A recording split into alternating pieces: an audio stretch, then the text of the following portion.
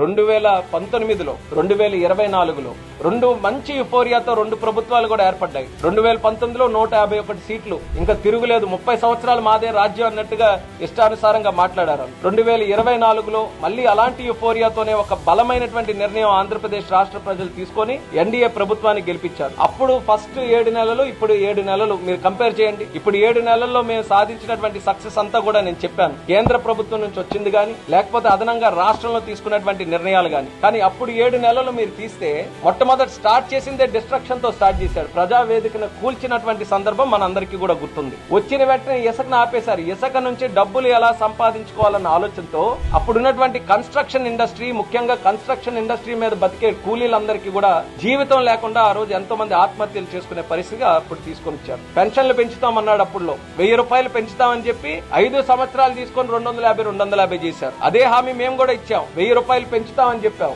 1000 arrears తో పాటు 3 నెలల తాలూకా ఏరియర్స్ తో పాటు మొట్టమొదటి నెల నుంచే 4000 పెంచినటువంటి ప్రభుత్వం మా ఎన్డీఏ ప్రభుత్వాన్ని తెలియజేసుకుంటున్నాను.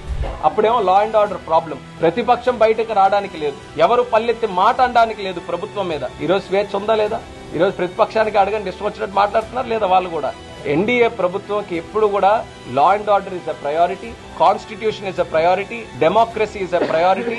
వీటన్నిటిని కూడా మెయింటైన్ చేస్తేనే మనం అనుకున్నటువంటి లక్ష్యాలు గాని, రాష్ట్రం గాని ముందుకు వెళ్తుందనే ఆలోచనతో చంద్రబాబు నాయుడు గారు గాని, పవన్ కళ్యాణ్ గారు గాని ఈ రాష్ట్రంలో కొన్ని స్టాండర్డ్స్ మళ్ళీ రీఎస్టాబ్లిష్ చేస్తున్నాం.